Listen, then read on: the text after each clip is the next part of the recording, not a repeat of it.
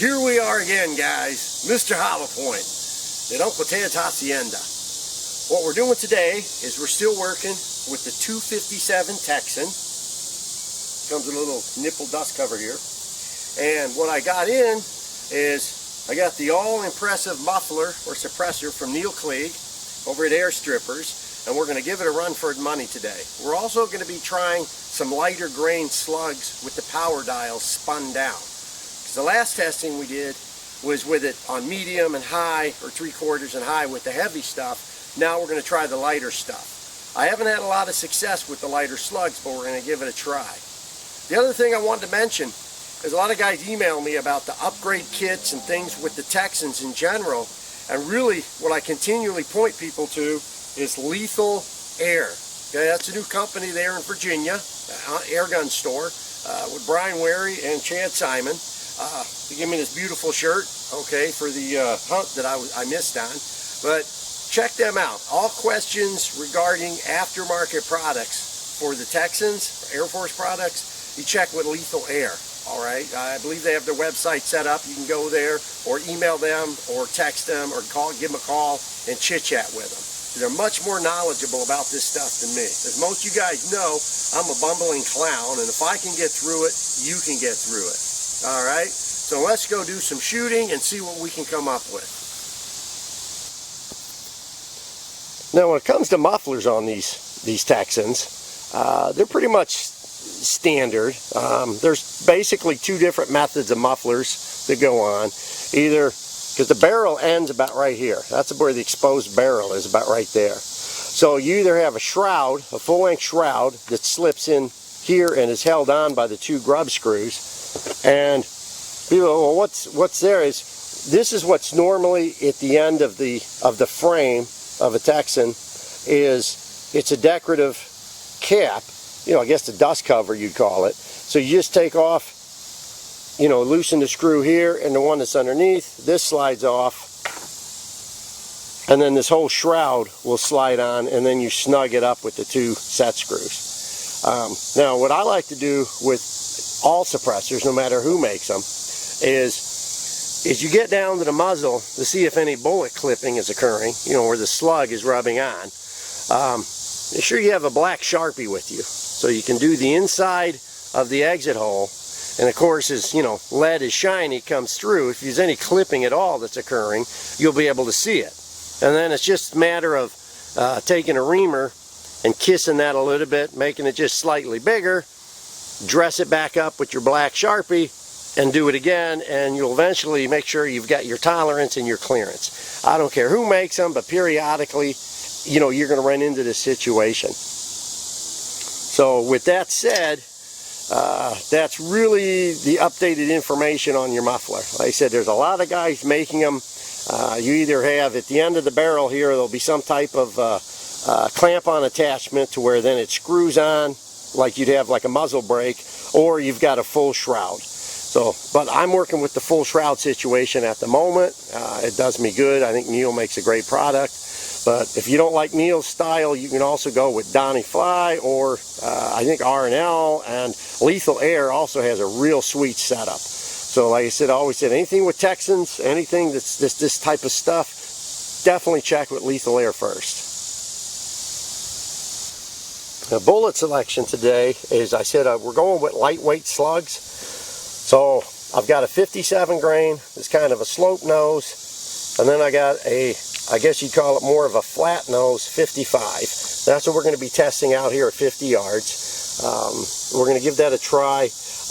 Like with most Texans, you got to make sure that there's a certain point that if you've spun that power dial, it's over here, if you've spun that too light, I believe it's there if you can see my finger, that you're going to be winding up with not enough force to open the valve up. So generally the Texan manuals I've had so far say if you're shooting lightweight slugs, you need to put 2,500 psi or lower into the rifle. Otherwise you're going to be getting a valve lock situation, and you might only be getting 50 feet a second out of the barrel. So with that said, we are going to do about a 2,500 psi and see what we work with. But I'll try to give you all the details as we go along. Alright guys, first I want to address two situations. Number one, I want to say thank you to Terry Tate for inspiring me to put on my big Disney hat to keep the sun off, because it is 94 degrees out today. And number two, several people were thinking that I have this gun tethered.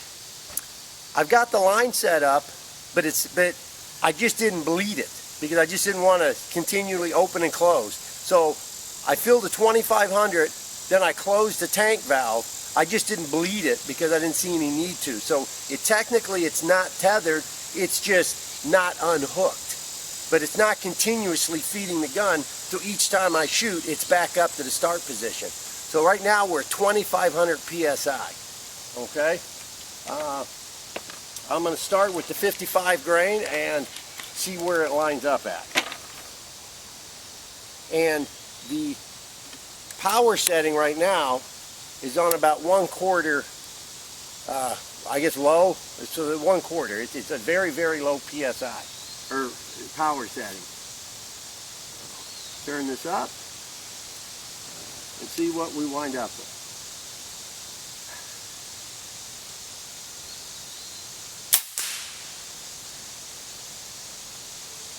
Okay, it's centered, about 3 inches high. Now this was set up previously on the 117 hollow point, the big heavy ones. So I'm just trying to see how she's grouping at this point. And you can see she's dead quiet. And the speed,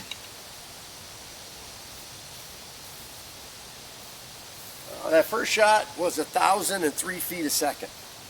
And if you remember from last week's video, the heat had the camera and the chronograph going crazy, so we're hoping that we can get some shooting in before the sun gets out and starts toasting everything.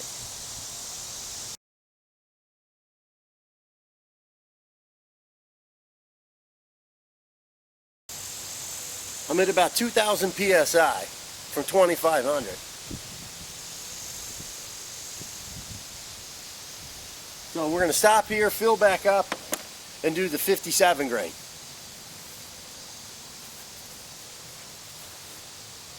Go ahead, come on through. You need to warn me before you shoot. That noise, I need to put my earplugs in. It's going to hurt my ears with all that noise. No, it's so quiet.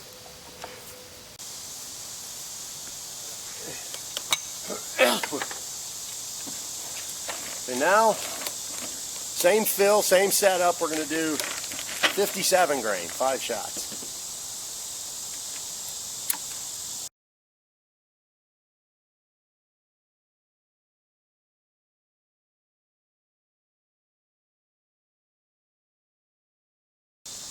I'm really happy with these 57s. So happy I'm going to have a taste of Diet Dr. Pepper. I hate diet, but it's all Ted had. Alright guys, we're doing our walk down. So, alright, 1,006 on the Crony. So, the 55 grain flat nose is putting me, the average of 5 shots is about 1,005 feet a second, because it was like 1,001 up to 1,010. Alright. And it looks like 25. At the 2,500 mark, the gun's a little slow, so that tells me we're right there at the top of that bell curve or peak pressure for the lighter slug. Alright. And it seems to pick up. So, okay, that was the 55 grain there. Okay. And it was kind of like, it was like shot 1, shot 2, shot 3, shot 4, shot 5. This is the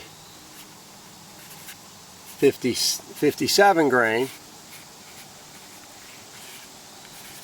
2,500, and this was 1, 2, 3, 4, 5. So, oh, excuse me, no, it was 1, 2, 3, 4, 5, 6, because I shot an extra one here. That is really sweet. And I said this is on 1/4 power, I guess you'd call it, almost nothing with the power dial. So let's crank it up a little bit and see if we can either tighten these groups up or get them more sloppy.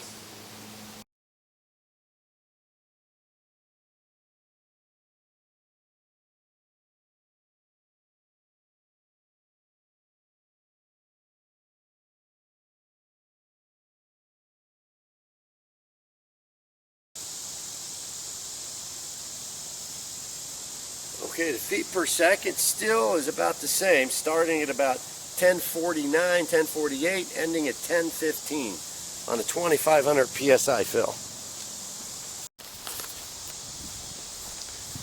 Okay, so this is our second batch, and this is, I turned the power wheel up a little bit more, got a few feet a second more out of it, not massively. I didn't want to. It's a nice thing about this is if you just go a little bit at a time, you can really dial this in to everything is spot on.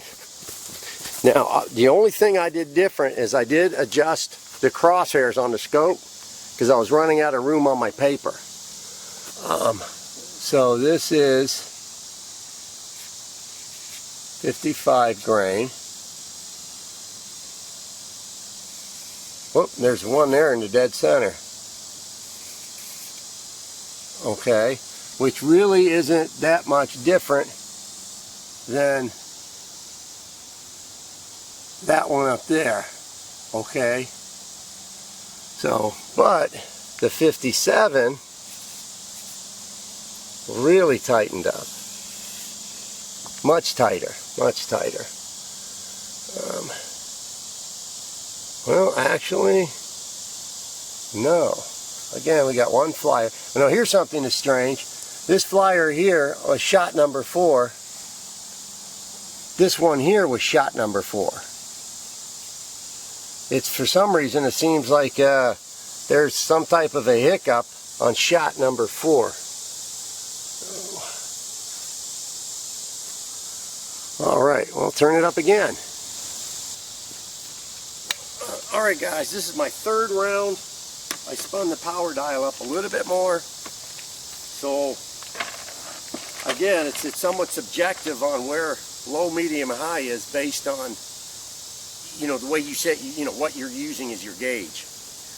The other thing is like all Texans, the pellets only, or the bullets, I'm shooting bullets, only go in about halfway. So half the slug is sticking out. So just, you know, because I feel like, oh, the bullet doesn't go flush. Well, it's not going to. So I just snug it in with my thumb, and that's it. We're good to go.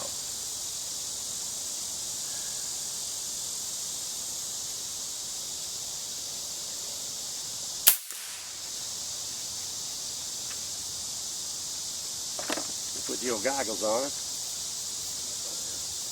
1067. So by increasing the dial a little bit at a time, the feet per second is definitely increased. Question not is the accuracy increased or decreased. Now the 55 we're finding is a little sloppy.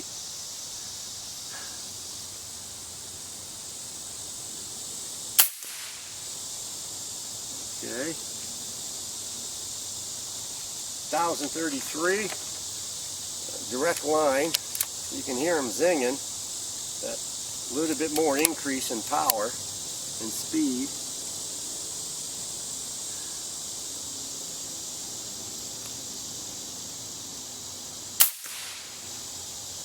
All right.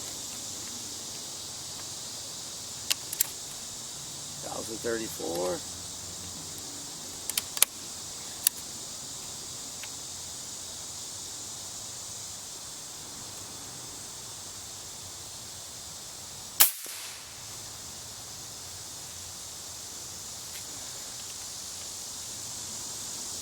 Wow, these are shooting in a direct line. So I think I've went slightly too high, or at least for the 55 grain.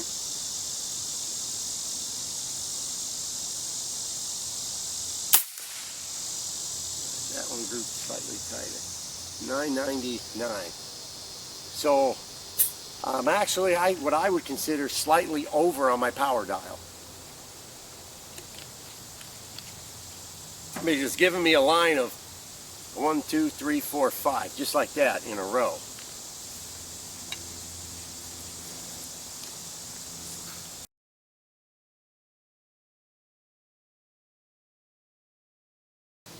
That was a high flyer too. So I have determined that I am definitely above my peak, or I want for accuracy with the lighter slug.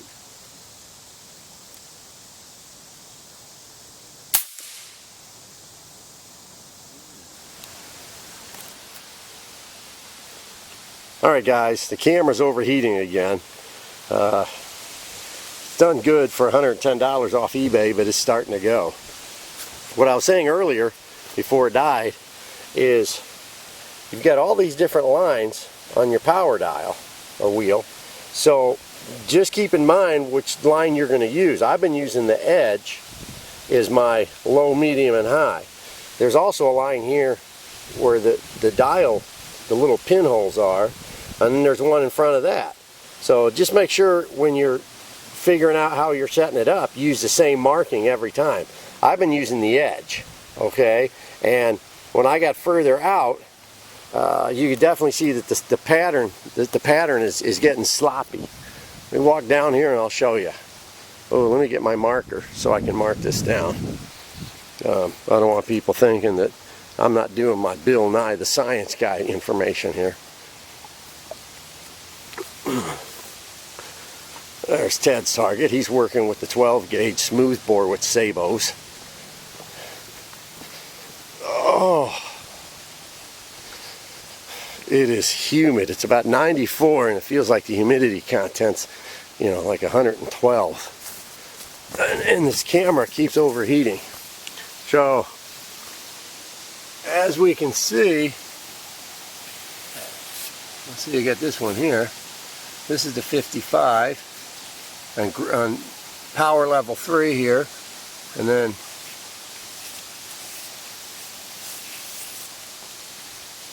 there's the 57. So you can definitely see it's gotten sloppy as I started increasing the power and the speed.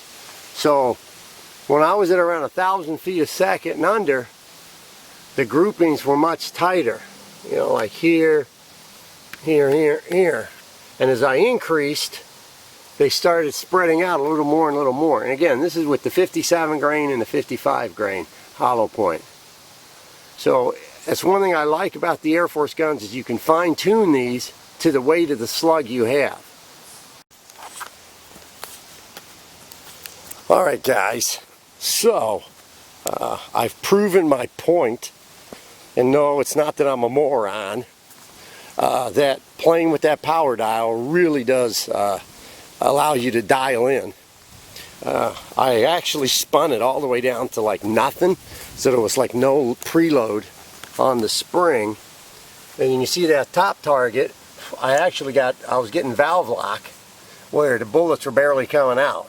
That was about 10 or 12 shots, and you can see they were here, and it didn't start climbing until, you know, it was just 2,500 psi, and they didn't actually even start climbing until I got down to 2,000 psi, and that's with like basically zero spring load. Then I dialed it in just a little bit, tightened it, you know, just put a little bit of weight preload on it, and then there's 10 shots with the 57 grain. So granted, this was going to be sloppy anyways because the 55 is not as tight, but still it shows you how low when you're getting valve lock. So you need a little bit of preload on that spring to tighten up. And on this one, it's like the first 5 shots were right in the bullseye. And then it started to climb a little bit, and then number 10 was a loose flyer down here. And I think we're around 1,900 psi, something like that. We'll have to take a look at it. So it does do what I thought it was going to do. You need to dial it in, and you can get really good perfection out of this Texan. Let's go back up.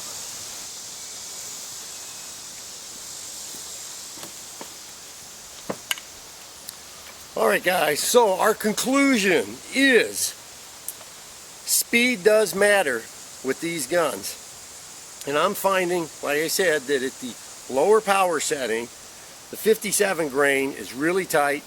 I'm right around 1,000 feet a second, 1,005 down to like 998, 980, within for a 5 to 10 shot grouping. And again, this is for the lightweight slug. So if you're looking for something light, you're definitely, and keeping your speed up, you're definitely going to have to spin that power dial down, because the whole preload situation with the spring and getting valve lock, if you've got 3000, will give you a headache and you'll be really upset about it. So instead of wasting time airing bullets, do a lower fill pressure and you're going to be good. If you're shooting heavy slugs like the 80, 90 grain, 110, 120, then you can jack that power dial setting up and really zing those babies. But if you're looking to do lightweight slugs, this 57 grain I think is really good. Again, this is at 50 yards. I don't have 100, but at 50 I can easily see popping a coyote in the head with no worries whatsoever. So that's it for now. Mr. Hollow Point saying adios.